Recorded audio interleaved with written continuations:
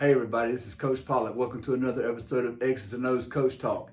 Guys, today we're going to kind of gather up all the information that we've talked about so far with the pin and pull, the mesh, the counter series, things like that. And I'm going to show you how to use some shifts and motions and some things that are really simple to do that will able to disguise your stuff and be able to give you some new looks and new ways to attack defenses and really put those guys in a bind, okay? First of all, we're starting off right here in a 12 personnel empty formation, and we've got an FIB. In other words, we got the trips to the boundary. We got two tight ends right here, okay? And say you got a tight end that's really athletic, okay? He's a bigger body guy that can catch the football out in space and do something with it. You know, you can really put people in a bind with this formation, because what'll happen is, especially if you've got two dynamic receivers to the field, is you got a good chance that they'll put that nickel to the field, okay? And as you can see, you've got a numbers situation over here, okay? So like, for example, if this is the running back and you just, you motion him back in right here, okay? And you just kind of see what they do. If they bring that wheel backer in because now they're worried about the running back, then heck, and they bring that corner in here, then heck, you just can throw a quick screen right out here to this guy right here, okay? And that just gives you an opportunity to play a numbers game, all right? If they were to sit here and give you the situation you wanted, say they, kept that wheel backer out there, then what you could do is you could just run got an inside zone scheme right here. You got 5 on 5, all right? So you really got, and you just kind of work it off what this guy right here does. So you've got a great opportunity there with the same motion, going from an empty FIB situation where you got really 3 non-receivers, because you got a tight end, and a running back sitting here. And you say you got your 2 dynamic receivers out to the field, and like I say, they're going to probably play 3 over 2 to the field if you've got at least one of these guys that's a really good player, okay? Because they're not going to want to go 2 on 2 to 2 over 2 to the field with a guy like that. So like I said, you've got some opportunities here. I mean, even if you were to not bring the running back in, and they leave that wheel backer here, you just block here, and get him the ball and get up in there, So there's a lot of things you can do right here, okay? Couple more things that I like to do when I see something like this, okay? Say I get that same look here. I get tight end, running back. Maybe that wheel sitting out here. Maybe they bump him out a little bit more because you've heard him a couple times early in the game, all right? Now you take these 2 tight ends right here, okay, and you bring them in, and you bring the running back in, and you just shift all 3 at the same time. Okay, now you in a wings, what I call like a wing slot look, or wing twins, all right? And then we can run counter, like we talked about earlier the other day, okay? In this situation, like obviously they're gonna probably bring this wheel backer back in. Well, now let's look at another scenario you've created, okay? You've created a situation where maybe they don't have, depending on how they do their mic and their wheel backer, maybe they got their mic playing wheel here and their wheel playing mic. Now they got to move this end out. They got to move this corner in. Are they going to bring that safety down? Are they going to roll back to a 1 high kind of look? There's all kind of things that they got to go in your head, and all you've done is gone from an empty and shifted in here to a formation that you probably run a lot of, okay? And now let's run this counter play here, okay? Now we're going to pull that center like we talked about the other day, because really and truly, if you got that 3 technique backside to pull that guard, you're really asking a lot. You're asking a lot for your center to block back, okay? And then we're going to go here, here. We can even climb up right here, and then we're going to pull this guy right here, and we got counter, okay? And then another thing you can do here is what I like to do in this situation is run the glance right here with a underneath route backside, a 5-yard square in, and a glance. And you know what? See if they give you this ball right here, especially if they were to stay too high right here, and they gave you that option right there, to throw it. You got a really good chance to get a big play and split the defense. If you happen to pull it and they cover this, then you got this little under route coming in behind it to kind of help you out to give you your second read. But I love this concept off the counteraction when I'm running I've got the running back to the side of the twins right here, and I want to call us a third level RPO, okay? Second or third level RPO right here, okay? All right, because like I say, this is just a great way to go from your empty that you've already run, come in here to a more of a power formation, and then really run a great play that you've got a lot of protection on, especially on this backside with a 3-man, really a 4-man surface when you go tight end right here, okay? So, all right, let's go back and let's talk about, get back in this empty formation again, all right? And, I know a lot of people have seen this done several times here, okay? All right, and I'm just gonna kind of put the defense off for just a second. And like I said, we go tight end, running back right here, okay? And guys, everybody has seen this where you bring the running back in motion, and basically your coach is trying to find out, or your quarterback's trying to find out, is it man or zone, okay?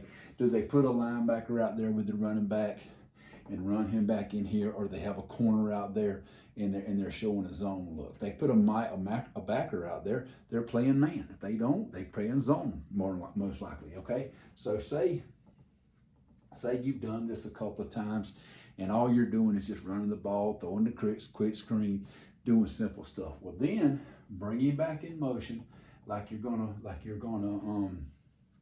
do with a normal look here, okay? Like you're just bringing him in.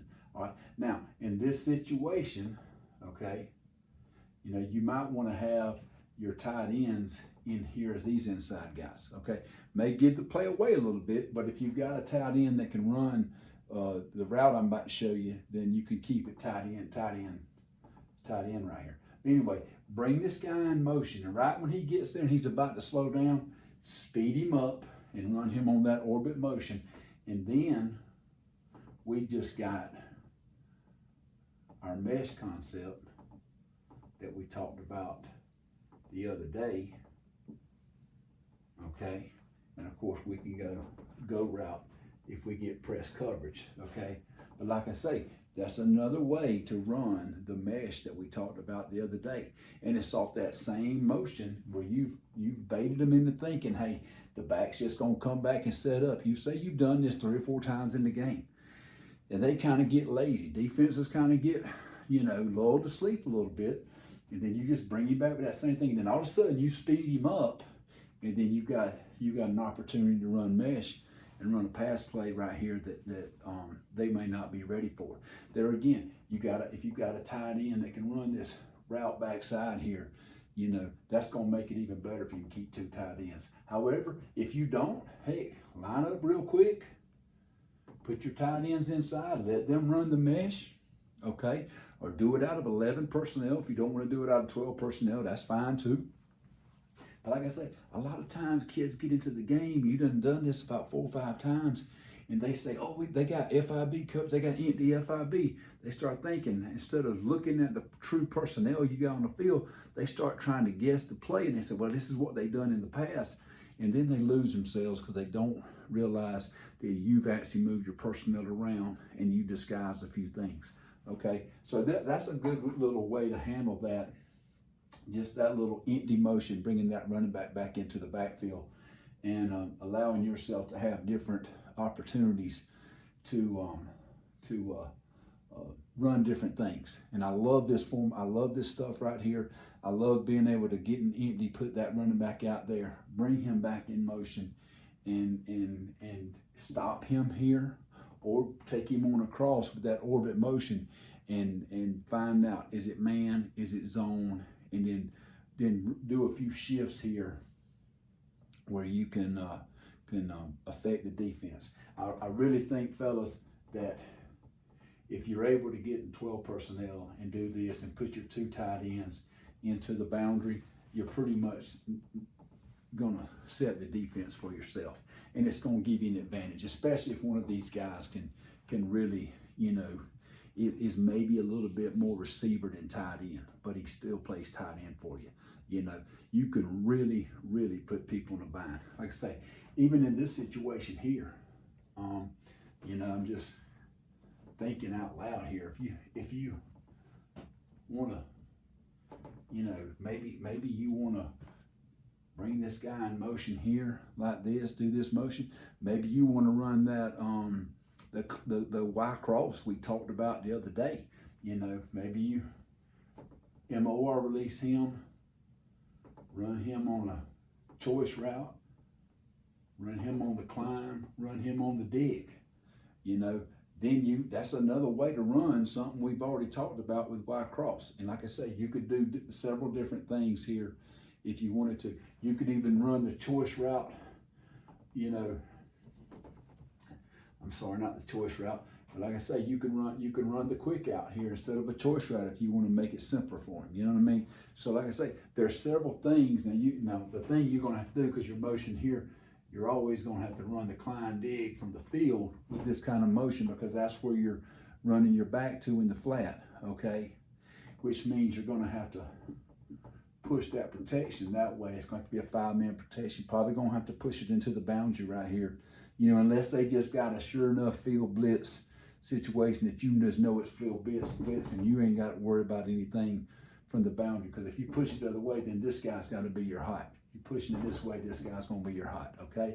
Which I do know this. Now, some people with this cross series, especially when they do this, they'll make this guy the hot, and if he sees that guy go, he'll just cut it off right here, you know? He'll just slant it off right here, and you can make him the hot. I don't really like doing that as much. I think that's a lot to ask for a high school quarterback, okay? But anyway, guys, I hope you've enjoyed this. You know, just a little empty package where we shifted back in with the running back, and tight ends, and coming up with different ways to run plays that we've already talked about, okay? Hey guys, I've enjoyed it. Keep the questions and comments coming. I had a great conversation earlier today with a good friend of mine about the counter, and you know, we just talked about how pulling that center when you get that backside 3 technique was about the only answer you had, really and truly, and he's right, you know. So hey, keep it coming, guys. I'm enjoying the conversation. I'm meeting some really good people, some really good coaches, and guys, I want to tell you what, put this in your game plan, put this in your package. I promise you, you won't regret it. Till next time, go Buffs.